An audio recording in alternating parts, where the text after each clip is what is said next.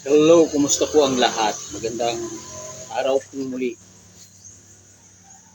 Dahil ngayon ay petsa na ngayon, 7 Enero. At yun nga, magandang araw, magandang ano man, saan man kayo sa panig ng mundo kung mapapanood ninyo ang video ito. Maraming salamat po sa mga nagko-comment, sa mga ito, sa mga kapatiran natin sa loob ng Iglesia ni Cristo na welcome po ako sa inyo. Maraming salamat po. Nararamdaman ko ang inyong suporta sa akin. Totoo yung mga sinasabi ko patungkol doon sa ginagawang mga pagsamba. Tulad nga po ng alam natin sa 13 na, sa Lunes na darating na Lunes, yung pong gagawing malaking gawain ng mga kapatid natin sa loob ng Iglesia ni Cristo. Yung tawagin nila ay National Rally for Peace. Yun kung tawagin nila. Yun nga, nagsimula na rin sila sa tinatawag nilang yung mayroon silang ibinukod na isang yung bukod yun na oras. Hindi buong isang oras. Halimbawa alas 6 o kaya alas 7 o kaya alas 8 o kaya alas 9.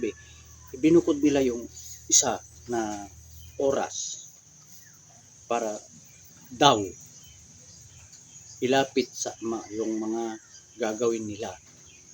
Ibig sabihin yung tawag dito panata. Yun ang tawag nila, yung devotional prayer. Nagsimula sila kahapon. Yung iba daw linggo yung iba. Sabi ng mga nakausap kong mga miyembro sa loob ng Iglesia ni Cristo, sinabi nga nila sa akin, sama ka bro, para malaman mo kung ano yung gagawing paghahanda. Kaya kagabi hapon Lunes, nung hapon ng Lunes sumama ako kasi mayroon akong kakilala alas 7 ng gabi. Tapos kako, sige, nasama ako. Umuulan pa dito kasi sa amin, halos kada hapon umuulan. Mula nung December hanggang ngayon umuulan. Ewan, ba't ganun? Laging umuulan dito mula nung December hanggang ngayon. Tuwing hapon yung pagdating ng hapon, ulan, lakas. Nung papalapit na yung balikan natin yung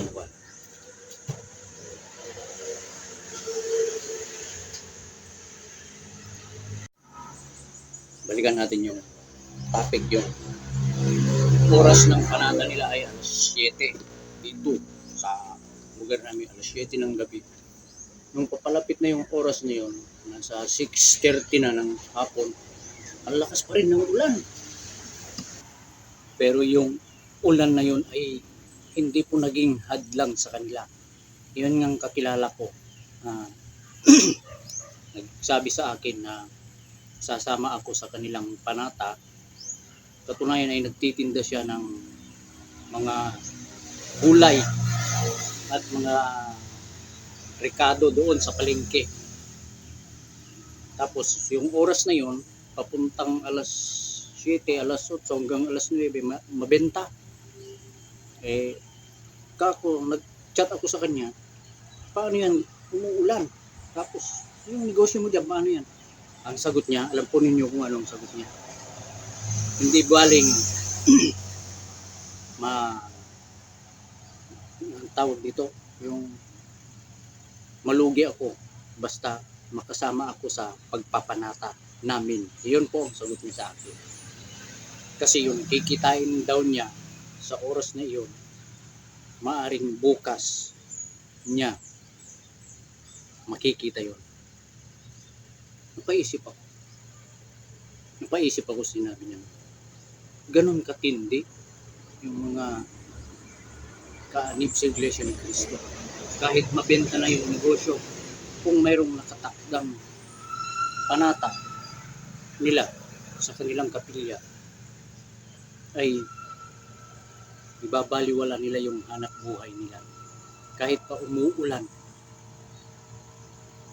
doon ako kumanga, lalong kumanga, na ganun katindi yung paghahanda nila para sa gagawin nilang peace rally sa Lunes. At noong nandun na kami sa loob ng kapilya nila, bago magsimula yung panalangin, nagulat ako kasi may nagsabi sa akin na parang kunyata yung diakono. Sinabi niya sa akin, "Salamat Brad at dumalo ka. Pero sa susunod, mag-polo ka." Kasi naka-t-shirt ako. Naka-t-shirt. Para akong napahiya sa aking sarili na pagtingin ko sa mga katabi ko, kasama ko, nakapulo lahat sila. Yung mga babae pangsamba, nakasapatos. Ganun nila katindi ang paghahanda doon sa gagawin nilang rally, na pagpapanatan nila, maayos yung kasuotan, parang sasamba rin talaga. Ganun pala yun. Sa isip ko, sinabi ko, sige po, opo. Kaya talagang grabe yung paghahanda nila. Tapos ang tagubilin ng ministro, lahat daw ng sasama ay magdala ng lagayan ng basurahan, silupin o kaya ay sako. Magdala daw ng mga tubig, baon, tapos panangga sa ulan, panangga sa init. Yun ang sinabi sa amin. Yun ang narinig ko. May tagubilin bago nanalangin. Tapos akala ko diretso panalangin na yun. Mayroon pa pala siyang binasa na galing sa Biblia. Isang talata lang. Ang nakalagay doon, ito. Hebreo 13:17. Magandang balita. Pasakop kayo at sumunod sa mga namamahala sa inyo. Sila'y may pananagutang mga laga sa inyo at mananagot sila sa Diyos. Ukol diyan. Kung sila'y susundin ninyo, magagalak sila sa pagtupad ng kanilang tungkulin.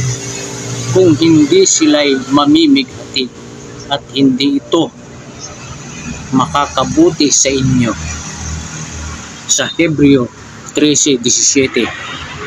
Ayan, linaw. Yun yung binasa niya. Tapos ipinaliwanag na niya na bakit kailangan sumunod tayo sa pamamahala. Kasi yun daw ang doktrina sa loob ng Iglesia ni Cristo. Sinasampalatayanan ng Iglesia ni Cristo na ang leader ng Iglesia ni Cristo ay ang Diyos, ang bigay sa kanila. Kaya ganun katindi yung pagpapahalaga nila. At sinabi nila na ipag-anyaya daw sa lahat ng kakilala nila. At maraming salamat, ako ay naanyayahan. Masaya ako, excited. Mayroon daw palatandaan na ibibigay sa lahat ng mga kapatid sa loob ng Iglesia ni Cristo at sa lahat ng mga bisita nila. May palatandaan daw. Sinabi sa akin, pero hindi ko daw pwedeng sabihin sa aking video yung palatandaan. Basta alam daw ng mga kaanib sa loob ng Iglesia ni Cristo yung palatandaan, para malalaman daw nila na Iglesia ni Cristo. At may napanood ako ito, panoorin natin. Kasi sabi maraming gustong sumabay. Hindi lang mga dito sa mga kapatid natin mga Muslim. Ito nga, panoorin natin.